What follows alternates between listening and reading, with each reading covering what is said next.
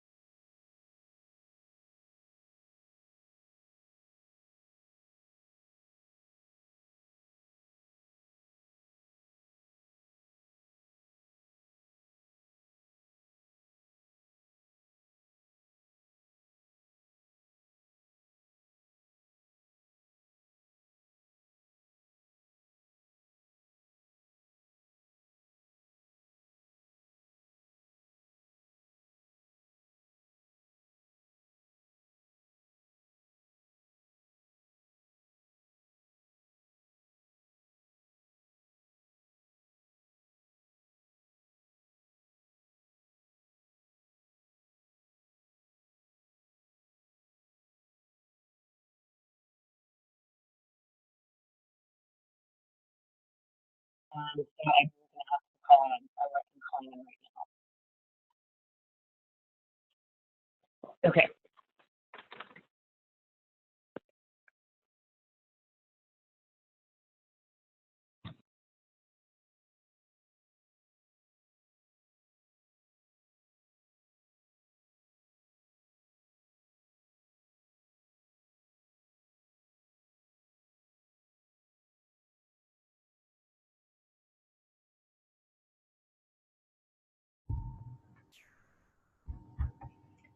Good afternoon. We're going to get started in a few minutes. You can test your audio in the bottom left-hand corner of the menu. We do have some tips for participating. Thank you for sharing your comments and ideas in the chat. If you'd like our presenters to answer a question, we want to encourage you to use that Q&A function so we make sure that we answer you and it doesn't get lost in the feed. Our slides are available on Gate Equity webinar page now, so if you'd like a copy, that's where they're located. We do record our webinars, and they're also going to be on our page in the archive section in a couple of weeks. The recording from today should be available by the end of the month.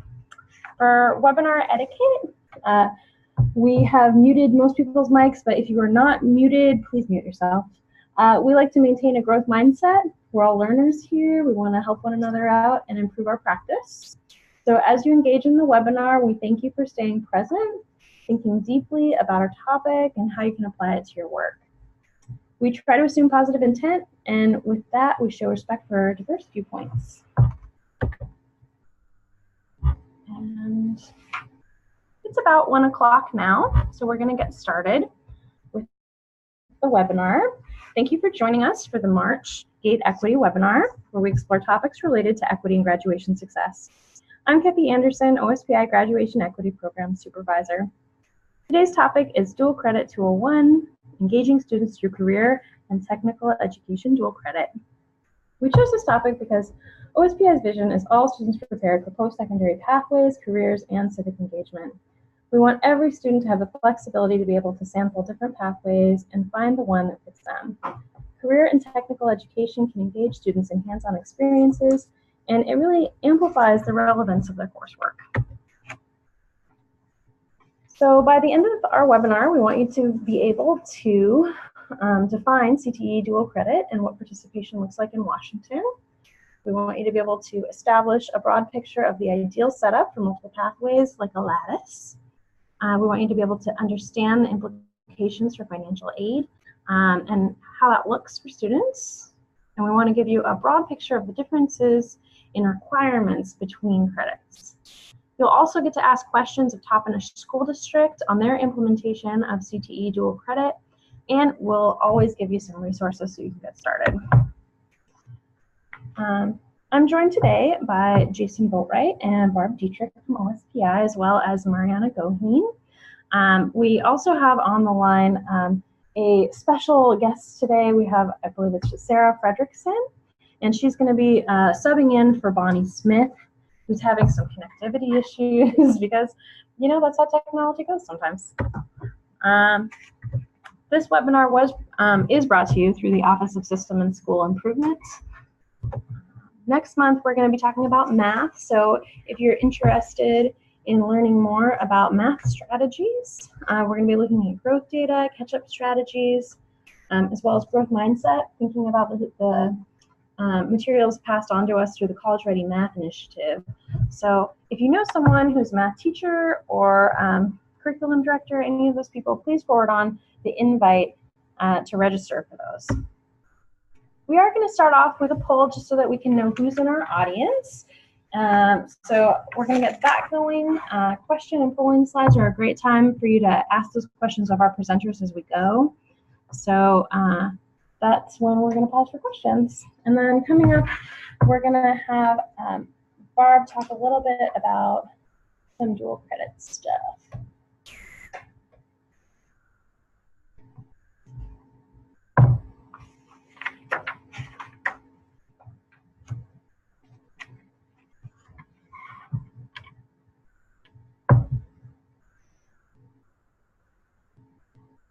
It looks like we've got a lot of counselors in our audience today.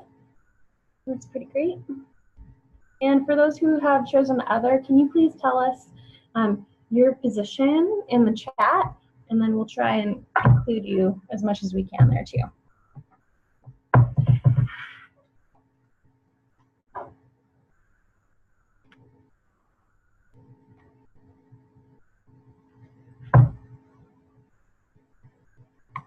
All right, we've got some from PAVE, WASAC, Special Education, Stand for Children. Great to see you guys in the audience.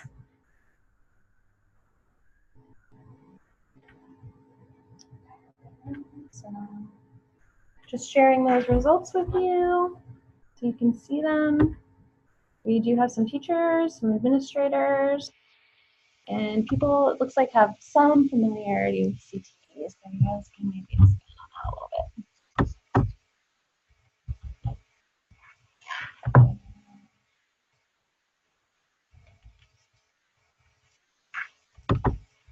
Okay, and with that, I'm going to have Barb tell us a little bit more about how do we support career and college and dual credit. Okay. For many students, especially those who live in a home where barriers exist, navigating through all the requirements for high school graduation and the application processes to a variety of post-high school options can feel like a maze. Our goal as school staff is to figuratively lift them up with information, support, and skill building so they can see a path forward. The key to meeting the whole child needs of all students is to provide comprehensive supports that address their academic, social, emotional, or behavioral and career and college readiness needs. As illustrated in this graphic depiction of the 3 domains in which school counselors work to meet students' needs. In addition to providing supports in these 3 domains, current best practice is to provide those services in a multi-tiered system of of support, or this triangle represents one part of MTSS, the tiered academic and support interventions delivered by a variety of school staff. MTSS service delivery framework connects all of the academic and non-academic interventions, supports, and services available in schools and communities to support instruction and eliminate barriers to learning and teaching. With a focus on prevention and intervention, school staff, parents, and community organizers work collaboratively to meet the academic and non-academic needs of all students.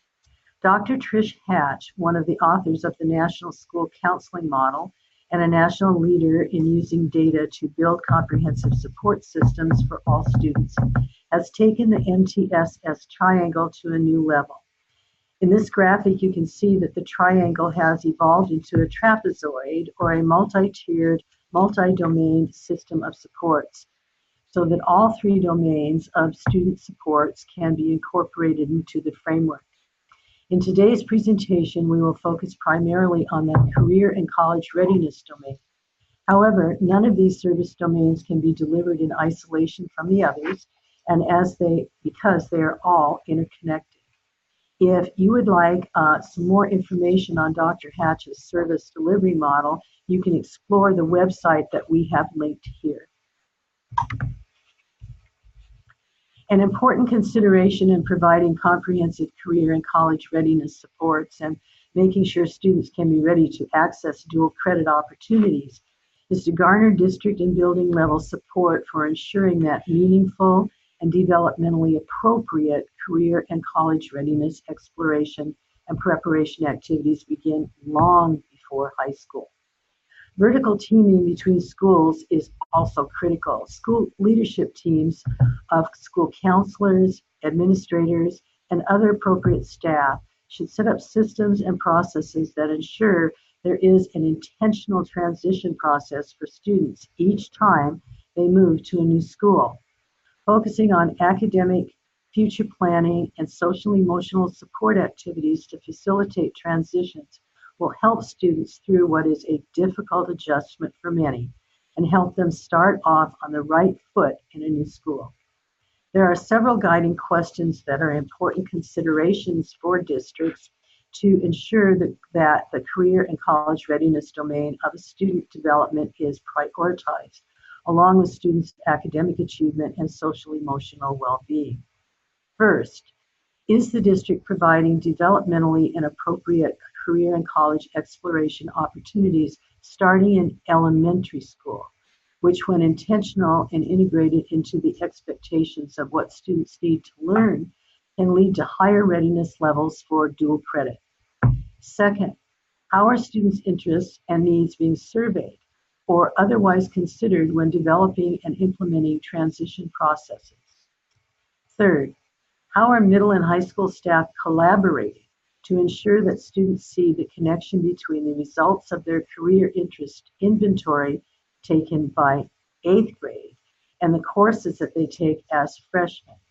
Are they given any context for how their 9th grade courses fit within all required courses that are graduation requirements? Finally, how are parents connecting with career and college exploration and preparation activities? Are student-led conferences or other opportunities available in secondary grades when parent connection drops off? How are staff reaching out to families that have language and access barriers? Best practices tell us that school staff will see more student engagement when parents are also engaged. Why is OSPI so focused on career and college readiness in general and dual credit specifically? Recent research says that by 2020, roughly 2/3 or 65% of today's jobs require additional education or training beyond high school. Research shows that dual credit participation is related to a higher high school graduation rate, college enrollment, and college persistence. It has become an economic and social imperative to get students prepared for the ever-changing world they live in. So why high school and beyond plan? When Implemented systematically and overtly supported by all staff, a high-quality high school and beyond plan can be a framework for guiding students through the various paths that they must navigate in order to graduate with a plan that moves them towards a career and a productive, civically engaged life. Giving students time to think about what is important to them, what they're good at, and what they like to do can help them better connect with a vision for their future. Through sharing of information about a wide variety of post-high school opportunities, students can learn about what option fits them and how dual credit can give them a head start at preparing for a career of interest. Seeing connection between what they're learning and what their future goals can increase student engagement in their learning, decrease behavior and mental health related issues, and ultimately result in a stronger economy as students go into a world better prepared for what comes next. If you're looking for a place to start building more intentional and comprehensive career and college readiness supports, OSPI provides up to 30 free lessons per grade level, that's grades 6 through 12, that also incorporate lessons focused on developing the academic, social, emotional, and financial literacy skills students need to thrive on their own. If your district or school is trying to improve students' academic and post-high school outcomes, I strongly encourage you to click on the links provided and to use these materials as a foundation for supporting all students' journey toward adulthood. So why dual credit? As I said before, approximately 70% of all jobs necessitate some post-high school training or education. And students can start their post-high school plan early. State or federal funds can help with those costs. So what do we mean by dual credit? Well, we mean courses taken at the high school or a college campus that provide students with the potential to earn college credit and high school credit for the same course. The word potential is underlined because it's not guaranteed. So exam-based dual credit programs include advanced placement, that's the largest, International Baccalaureate, and Cambridge International. Course-based dual credit programs include college and the high school, CTE dual credit, and Running Start. So more specifically about career and technical education dual credit, that's achieved through articulation agreements that high schools have with colleges. And in those agreements, it is often spelled out that in order to get that dual credit, a student must earn a B or higher in that course. And you're going to find out a lot more about career and technical education in the next few slides.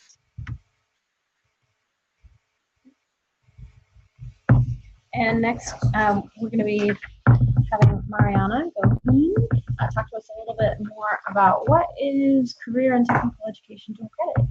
Welcome, Mariana. Thank you. Good afternoon.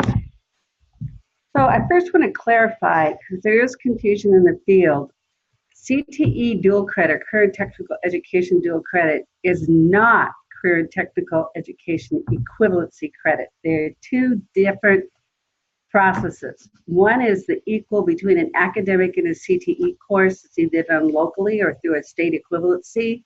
That is for course to course in the high school to meet graduation requirements. Dual credit is a partnership between a high school and a post-secondary community and technical college, or a skills center and a community and technical college. So it's an alignment of a high school course with a college course. And it actually integrates the academic course with the technical skills. So you do the academics through a technical lens. So it prepares students for an education and career in different advanced opportunities. If you have questions about the articulations that may exist in your district, you should check with a person who's your career and technical education director, or at least has that duty assigned to them, because they're probably aware of the articulation for your specific school district. Now, all career and technical education programs have a program of study, which is alignment or a sequencing of courses from high school into post-secondary. And they have an agreement with a community and technical college on the alignment of those courses. It is very similar to a high school and beyond plan. It's really helping students to see the courses they take in high school and how they align to the courses they could take post-secondary. When we look at that, the dual credit or career and technical education dual credit is part of that program of study. And the community and technical college actually has the competencies for the programs, and this is what the school district aligns with the college. So the student actually gets the high school and college credit for successfully completing the same class. Most students use the class to meet their high school graduation credits. Some students use it for post-secondary transcription, and they go through a direct transcription process. But we do have to be aware of any college courses may impact the financial aid package that you would receive when applying for college. Consortiums are how the articulation agreements are developed. So when you look at a consortium on the slide, you're going to see this is a list of the consortiums throughout our state of Washington and the colleges that are part of that consortium. So a school district belongs to a consortium and they work with specific community and technical colleges. So you can see that the Career Pathways Consortium works with Lower Columbia College. The West Sound Education Consortium is the school districts in that area, and they associate or articulate with Olympic College. It doesn't mean that your school district wouldn't articulate with another consortium, but those are the ones that they work with. So it's important to understand where will these credits lead, what community and technical colleges are they connected to. So when we begin to look at a CTE dual credit and what it leads to, the CTE dual credit actually leads to a professional technical 2-year degree. It could lead to a two-year certificate. It could lead to an apprenticeship, employment, or further education. So the courses the students are taking to high school actually are accepted for prior learning or with the dual credit, or may be accepted for seeding into a more advanced course. Now, these credits may or may not transfer to a 4-year institution or institution outside the state of Washington or outside of our state's community and technical college system. It's the student's responsibility, and this is part of the guidance system, to talk with the students about how they can consult with institutions they might want to go to see if these credits could transfer and be counted in the admissions process. Most of the credits are earned through a direct transcription. So when a student completes the course with a B or better, it's directly transcribed onto a college transcript. If the course will transfer to a 4-year, it is many times transferred as an elective credit versus giving them the certificate or 2-year degree. So school districts meet with their consortium, which is their identified college partners, and they create a memorandum of agreement for CTE dual credit. That agreement is signed by the college partners and the school district partners. Now, it's usually the superintendent of the school district or their designee. And this has to be in place for the articulation to occur. Now, in looking at the memorandum agreement, it has the framework for how the dual credit, CTE dual credit, will operate. That's the operational structure for the college as well as the district to implement direct transcription. Some of these are done yearly and some of them are a 2 to 3 year agreement. So it just depends on the consortia that you belong to. So what does it require of the college? The college actually establishes the course requirements, and they have a list of competencies for each course. So if you're offering Microsoft Office, it's broken down into core, Word core, database, they have Excel. So the student would take and receive credit if they complete the core and they take the exam, which may be the industry exam through Microsoft, and that is what they have to accomplish in the B or better to be able to receive the college credit. The competencies to achieve that are identified by the college. They also identify whether the student has to get the industry certificate, if it's putting together a portfolio, if it's a paper they have to write. They establish the competencies and the assessments for the student to be able to achieve that or receive that credit on their transcript. Students have to receive a B or better in the course to be able to receive the credit. The college also identifies all the articulated courses on a transcript as a regular college course. You cannot tell that it was taken in high school. It's listed as the college course. So when they write that, the articulation agreement, they actually identify by the college name and number what the specific alignment is. Now, in some cases, there's a district fee, and the college determines the fee. So, for example, they might charge $6 per career and technical education student, FTE, as submitted on the full-time enrollment report to OSPI. So if you had 50 CTE, FTEs on that enrollment report, it would cost you $300. Now, there could be additional costs that's usually paid by the Career and Technical Education Director of the school district, and it's charged by the consortium, so they pay the fee to the consortium. But that's actually identified in the memorandum of agreement what the costs will be. Sometimes there's a cost for the student to actually receive the grade on a transcript, and that is when it's not direct transcripted, but again, it's spelled out into the agreement.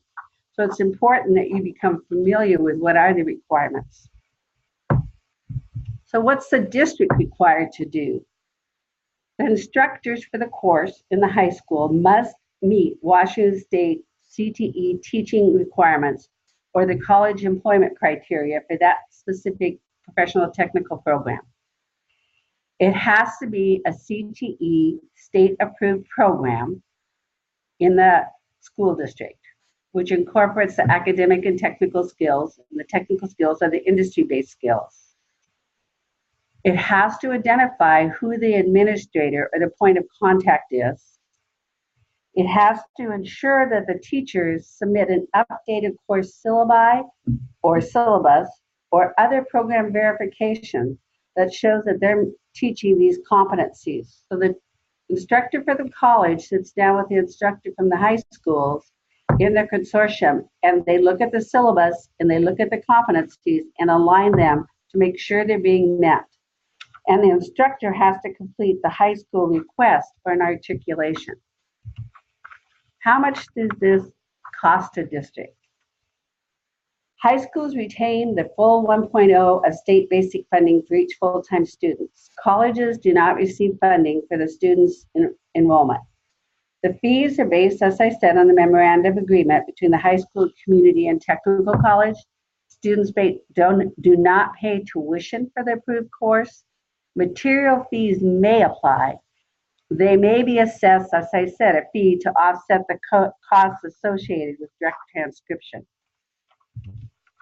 How is this transcripted? Once a student's enrolled, the dual credit course will appear on the high school transcript with a T. The courses on the college transcript will be transcripted when the student submits evidence of course completion with a grade of B or better. That's usually when enrolling in the related program at the partner college. School districts in the student management system have three choices when marking with the T for the dual credit.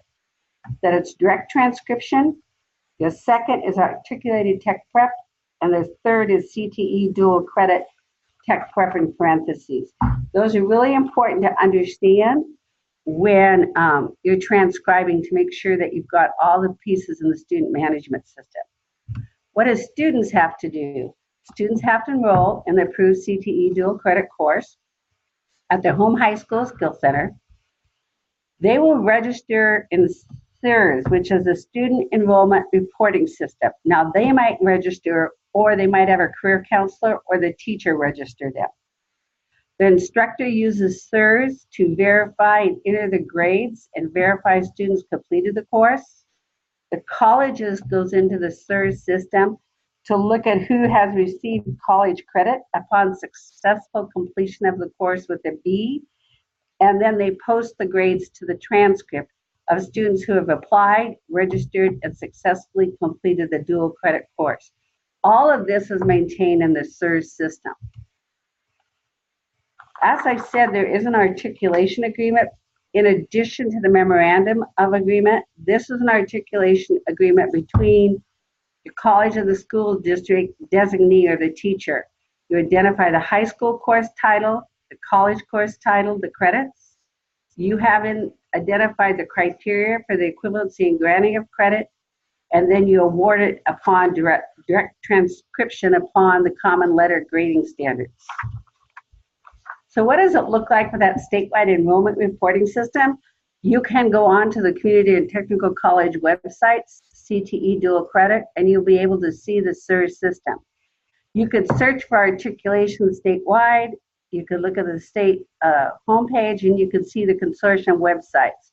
But this is where the student, district users, a registrar, the staff, the teacher can go into the system. This is the online tool, and it's a registration site for the state of Washington. You have to have a registration login for whoever it is, the teacher, the members, district users, registrars. It's where you track the students' grades, you enter grades and credits, and the colleges looks to make sure who can they award credit to. You can also go in here and search to find CT dual credit articulations by school. So you can look at the consortium information, you could hit on the link for the specific consortium, see what schools are members. You could also go to look at the specific school. Now here's Toppenish School District, who we'll be hearing from very soon, who has articulations with Yakima Valley for CTE dual credit. It's identifying their courses that they have dual credit for by the college name and college number. So you could see that for your specific high school or your specific school district by going into the SIRS system. All right, thanks, Mariana. We do have a question from the audience. Is there a way to know the exact number of students who pursue the college credit versus those that take it only for high school? Do you track that? We don't track that. It's somewhat difficult because many times the students can only, the agreements are only between the high schools and school districts in a consortium. So it's hard to see actually how many are using those. They can go in, if a student has gone to that college and requesting that it be their transcript with it on it, then you can see, but not all students go. They decide, well, I'm not going to go down that path, so I don't want to get that credit because it could impact my financial aid. Do you want to talk a little bit more about the impact of financial aid? So with any dual credit program, they count, if you take it on a college transcript, it counts as you beginning your progression towards the number of years that you can use for financial aid. So if you came in with 30 credits in whatever the dual credit program is, that is 30 credits towards the time that you have for completion of your college program.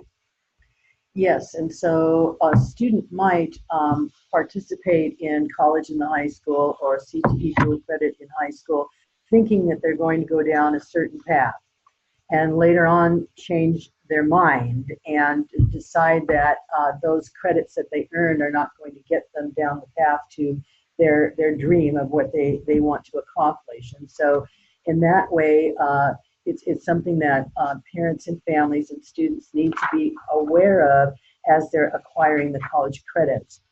You don't see that with the exam programs. Those credits are awarded after the student graduates from high school, and typically they're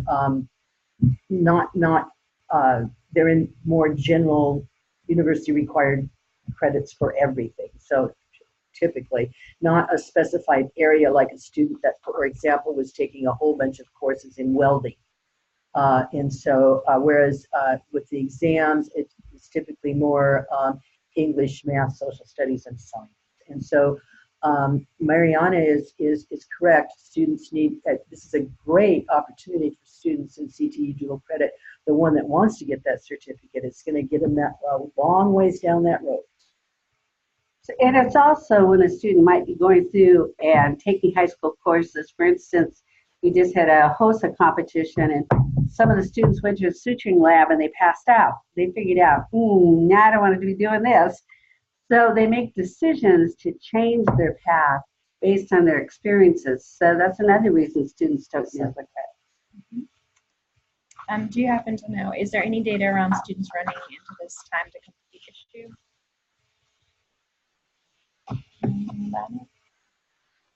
I don't know that we have specific data about that. What we have is anecdotal data. Yeah, and so, but we know of instances in which students have run out of their eligibility to qualify for Pell. And so it's just something to be aware of as you acquire a college transcript. And we have one more question.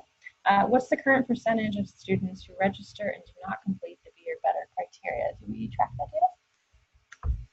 We keep track of the students who do get the B or A in the course. We don't keep track of those students who get less than that because they're not eligible for the dual credit.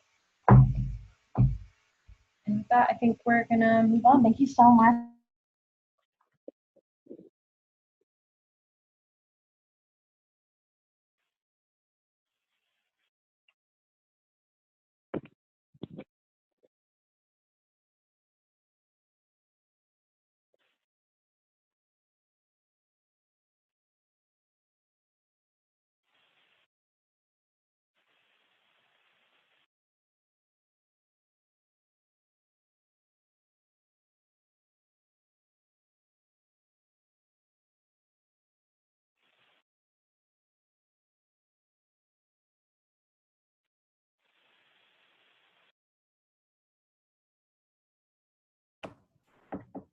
Sarah, can you hear us?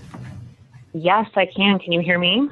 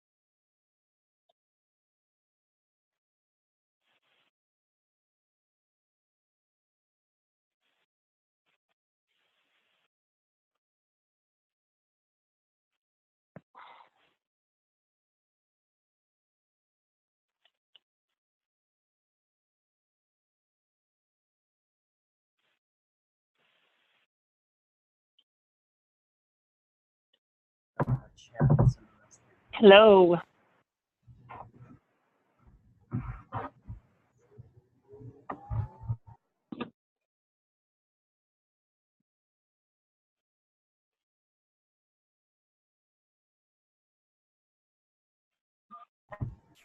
Sarah, can you try speaking again? Hello, can you hear me?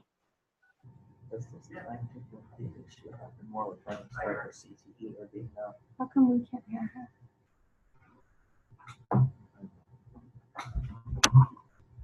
I would say this is Is there any data around students running if it's time to complete their shift?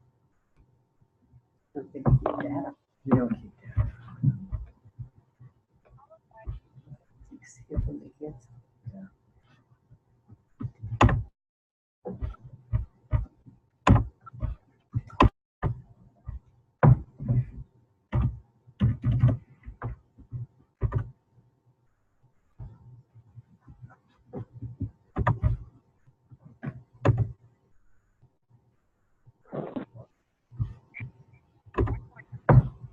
Can you hear me now?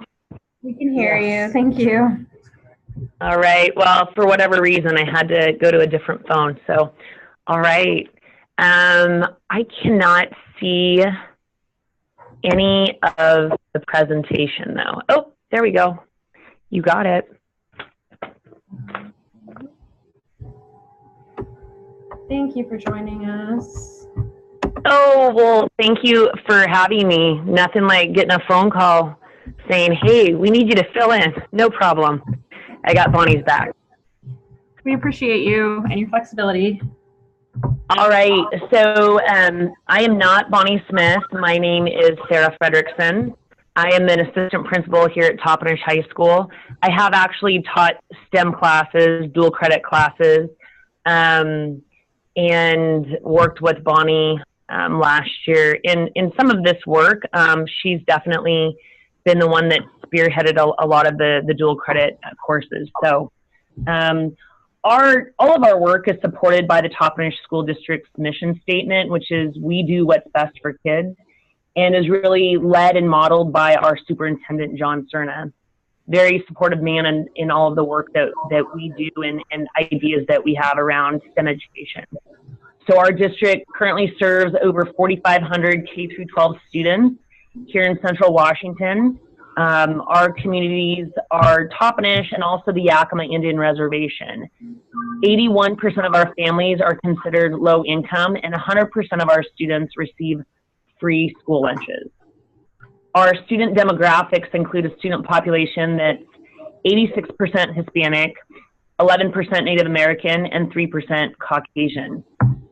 31% of our students are English language learners, and 15% of our families are considered migrant. I don't know how to, oh, there we go, okay. So as we looked at our work plan, the experiences and opportunities that we offer around doing what is best for our students, we identified some themes. So first, we found that a dynamic exists that includes both the students and our families. So first, as you can see by this slide, multiple barriers are present in our students' lives that stand between them and the pathway to graduation, post-secondary education, and or any type of training that would get them to the high-wage career level opportunity. So the main barrier is the now need. Many times we want our students to look into the future 2 or 3 years out, asking them, hey, what do you want to be in life? Where do you want to go to college? Or what spectacular career path or career plan do they want to obtain? Yet we find that many of our students are just trying to get it through the week, or even just trying to make it through the day. So the now need is just trying to get their immediate needs met. In our school, we try to meet these now needs with several different programs. So free breakfast and lunch program. We have a student developed and student led, it's a Wildcat student mall shop and pantry, which our kids have access to a lot of the basic needs, food, clothing, shoes.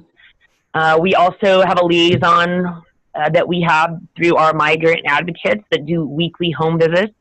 We have Indian Health Services. We have mental health professionals from Indian Health Services that come on campus for weekly visits. And lastly, we have our medical care supports, which is we've established weekly standing healthcare appointments at our local medical clinic. And those standing healthcare appointments are district staff, transports students to these appointments during the lunchtime. So that's a big deal when our parents are, they usually start work before their kids walk out the door, and they're usually working 8, 10, 12-hour days. So from an adolescent background, not even traumatic experiences that we hear work through with many students, but just the current strife to be a kid in the world that advances far more rapidly than each can keep up with. And the pressures to belong, succeed, and have the most current gadgets. So all of these things are very overwhelming. A key part of our efforts and system offerings is due to the immense culture and family values that exist here. In both the Native and Hispanic families, there is the family responsibility aspect. Too often, our students are needed by the family to be interpreters and translators at medical appointments, the family business advocate to use the technology to communicate for business purposes or even paying bills, or to even care for little brothers and sisters when the parents work long hours. And that's just part of the reality of the culture and family values. So thus, there's an internal conflict that occurs when students are presented with an opportunity in school and after school, like athletics, STEM club, honor society, community service, all of those things, but it interferes with family responsibility. So how do we expect our kids to choose? So too often than not, we work with the students and families to look at avenues for them to have resources or care, so that still allows our students to participate in school activities and to have those opportunities.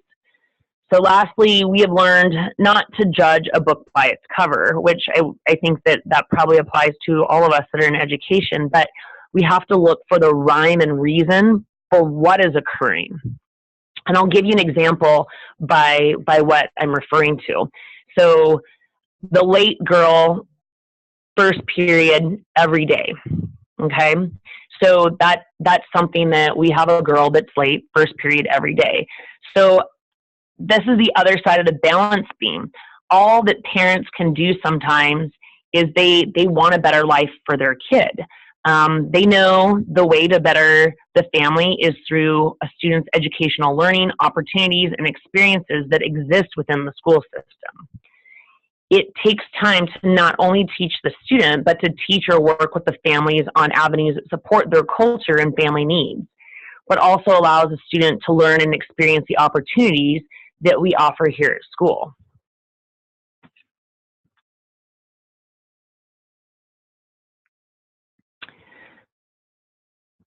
So our college and career ready for work group, we found these barriers within our school educational system for the experiences that we offer. And maybe many of you see these barriers at your school as well. Equity and access. So not all opportunities are the same. Not everyone has access. The limitations of Running Start/YV Tech are skills center.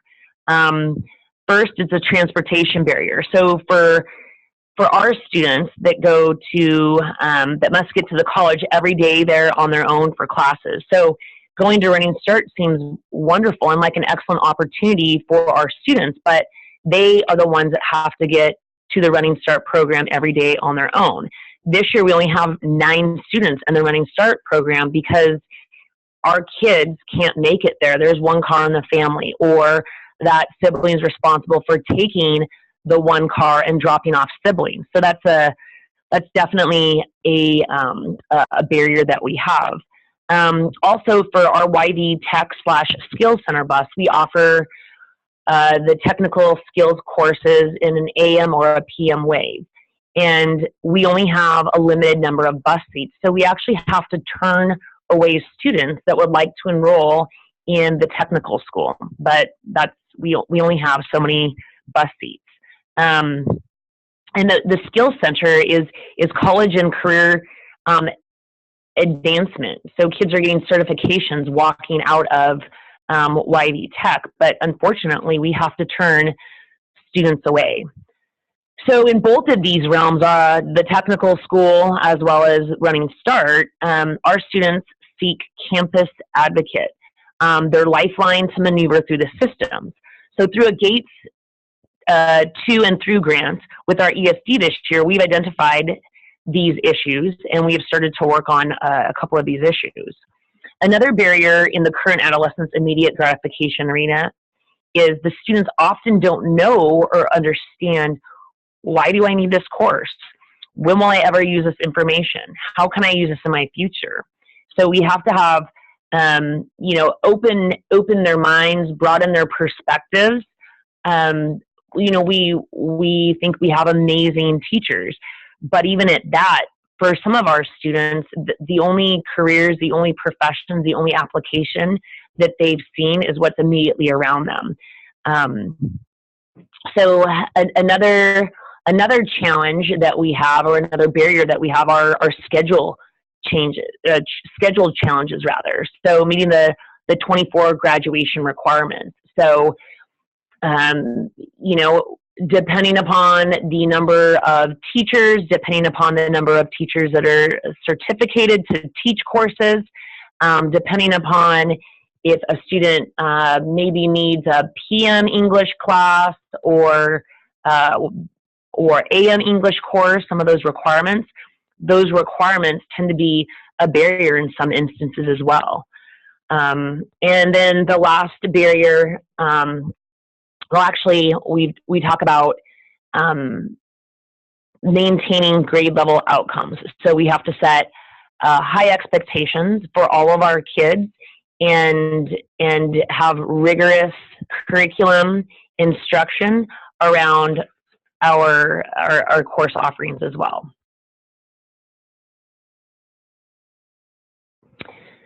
So some key strategies and interventions. So as our career and college work group brainstormed strategies and interventions, that students needed to be successful, we started to maneuver the concept of a pathway to graduation and post-secondary schooling and/or job training, including apprenticeship and military opportunities. And we looked at these things from a deeper level, not just what the strategy or intervention was, but who it affected, which students it affected. So we found that we could discipline a few students to follow suit, to do what they were supposed to around attendance and to comply and to follow the rules. For some, we use attendance contracts, parent meetings to support student education and learning. We offer a few advanced programs that are college and career prep opportunities off campus, like Running Start and the bus to the Regional Skills Center in Yakima. As I had previously stated, this year we have 9 students that go to Yakima Valley College for Running Start and 92 that attend YV Tech, all limited at YV Tech by our bus seat space. We would have probably another 30 to 40 on top of that would attend YV Tech if we actually had more busing options available. Yet to impact and positively affect all of our students, we have the foundation and are working on advancing as a school. So it really does take a village approach is the lens that we're looking through. We need a lot of people around us other than just the school itself. How do we make ourselves better? We've got to rely on the village and the people, community, entities, programs around us. So this includes life advocates, which are teacher/parapros. Sorry, somebody's trying to call me and I don't know how to mute my phone in my office. This is what happens when you get called to the game late. Okay, sorry about that. So the village approach, it includes our life advocates, a 4-year advisory teacher. So the advisory students stay with that teacher all 4 years. We have counselors. We have a migrant advocate. We have graduation specialists.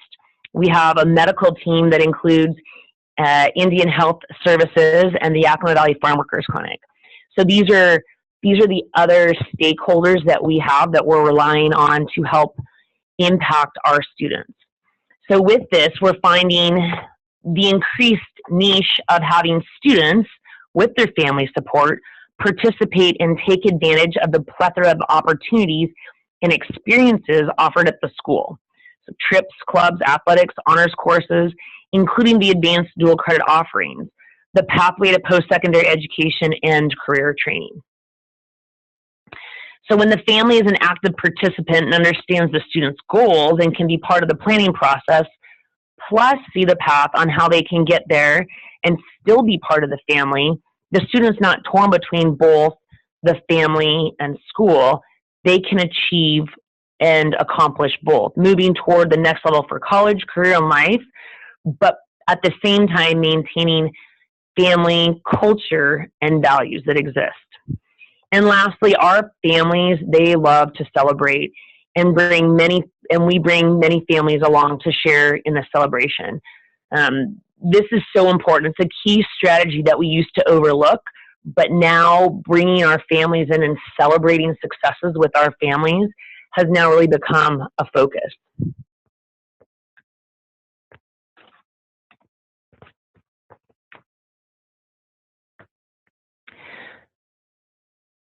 So with the focus today on dual credit opportunities, this slide demonstrates the outline for our local avenues through the district that we use to support experiences and opportunities for students.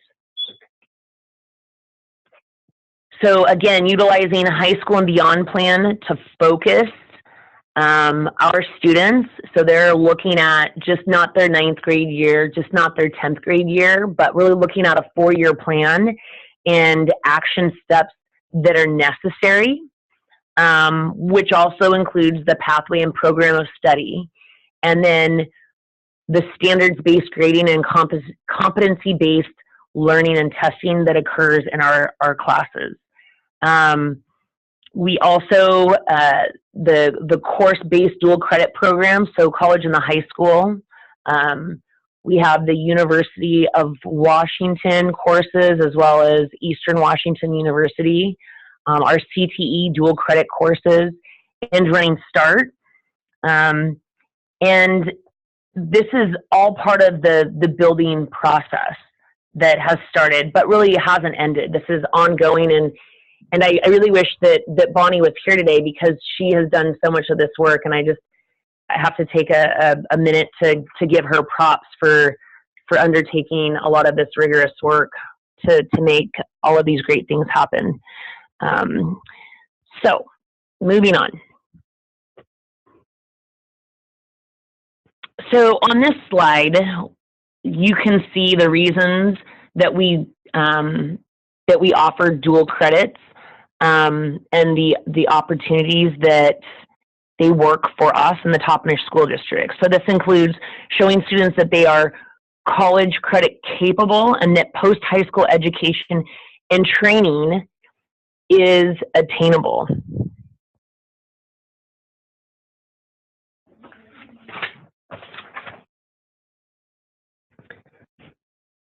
So as a result of seeing that dual credit is a strategy and intervention that works for our students and their families and advances our community, and as far as having knowledgeable and skilled workers, we developed the process to make it a successful strategy.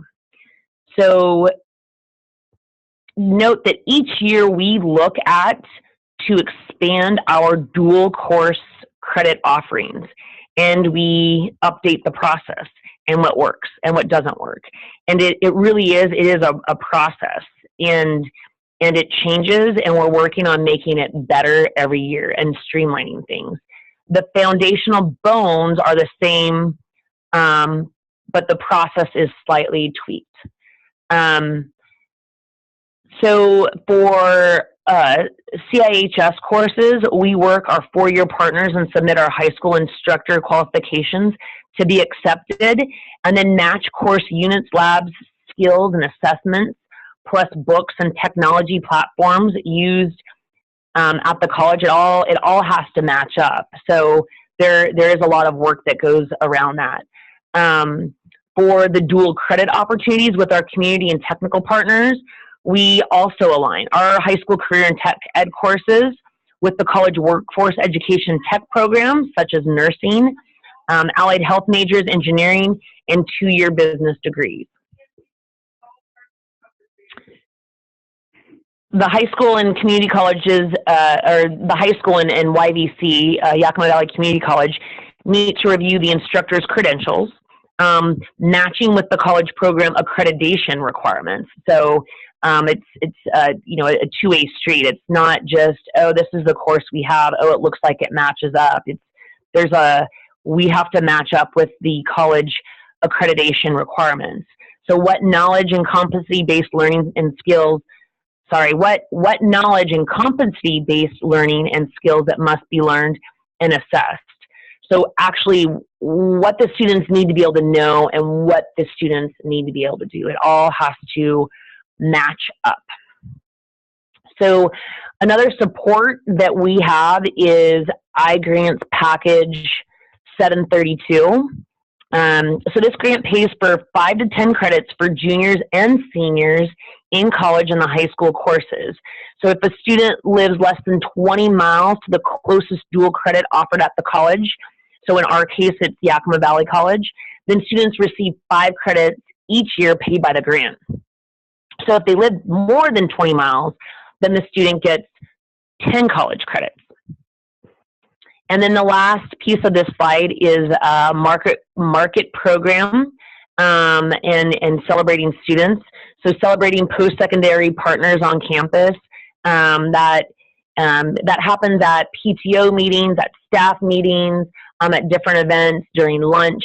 So we really try to market these programs to our students and everyone else that we have the opportunity to do that for.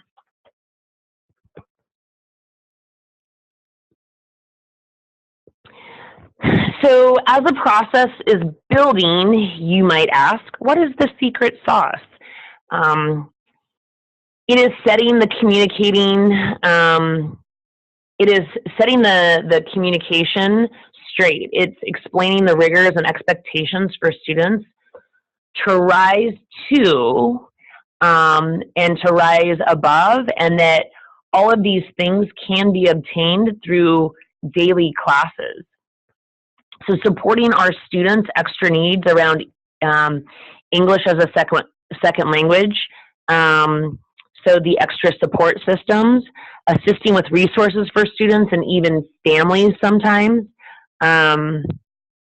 So those are asking all of those questions and providing those supports are huge for making the process successful. So having known school personnel that are their advocates and having a trusted adult in front of them, another advocate that knows them and can push them and connect with them. Students that are still learning the rules and requirements of being adult do not, and that are not having to leave the family to start on the career, college, and pathway. Taking that approach is, it's worth the investment of time and resources and staff, because kids need to know that there are advocates that can help them navigate their family and their cultural beliefs, but still obtain these college opportunities that exist and career path opportunities that exist for them. Also, having an involved community is also a key aspect of the process. So knowing what's happening, your community members knowing what's happening within your school and within the school district, having students present at community events, and having the community present on campus, having people from the community in your classroom, and then hosting career prep events. Those are all ways that we believe are critical in the process for building the system. All right, next. Down on time, so just 1 minute left. Yeah, I think I have one more slide, or did we want to stop there? Last but not least,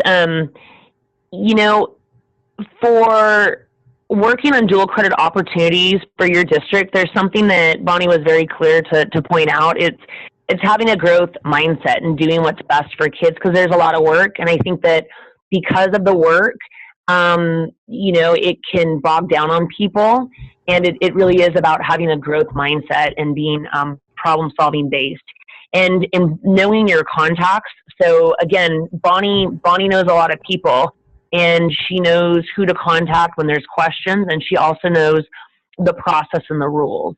And then just building relationships and respect for those that manage the process within your partner college. So it really is a process, and learning occurs on all levels. Oh, there's the last one. And then a couple of other parting thoughts are, have a work plan for the year, and get others that can advocate, get them involved. Know your people, and know how you can get your people to work for you.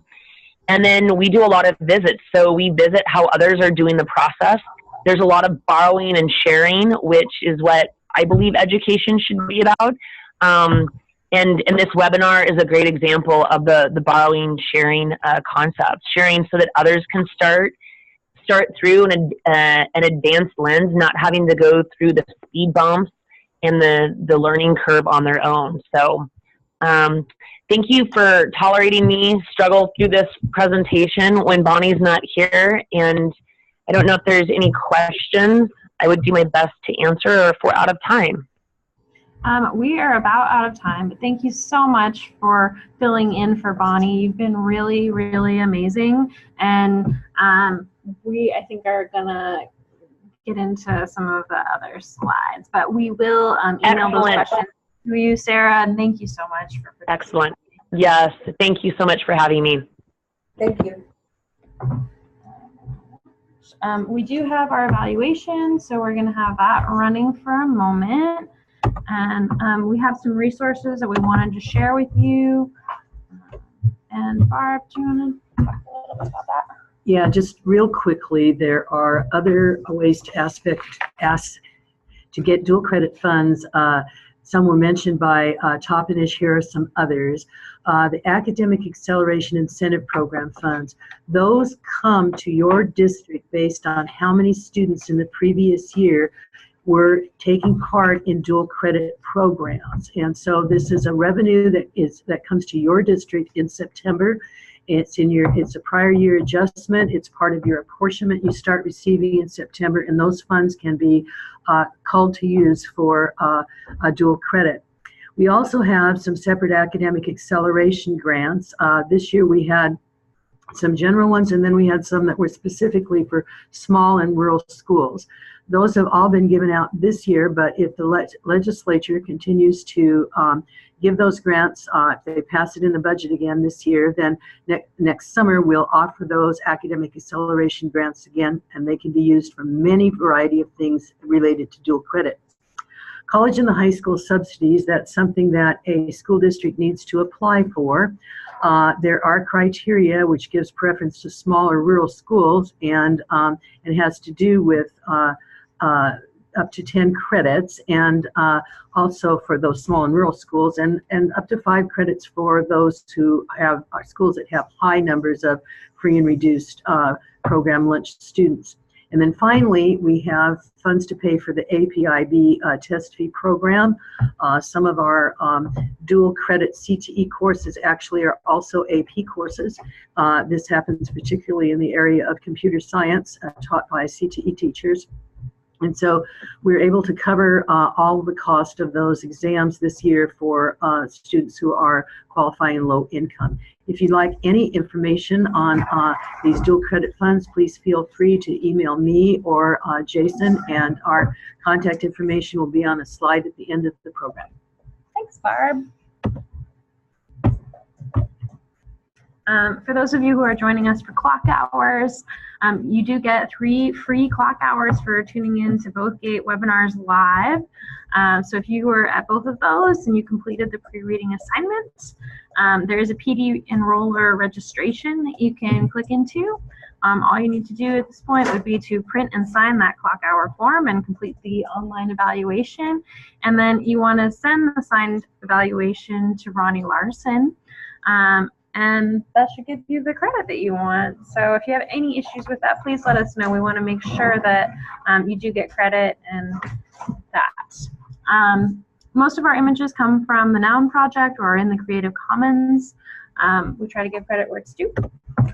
Here's some contact information. You are welcome to contact any of our awesome presenters today for any extra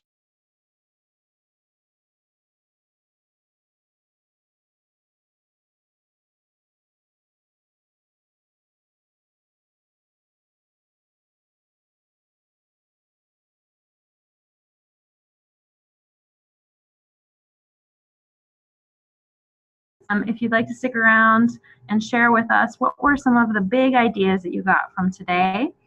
What are your next leadership moves? What did you value in the presentation? What questions do you still have? And we're going to try and type back to you. And thank you so much for joining us for the March Gate Equity webinar.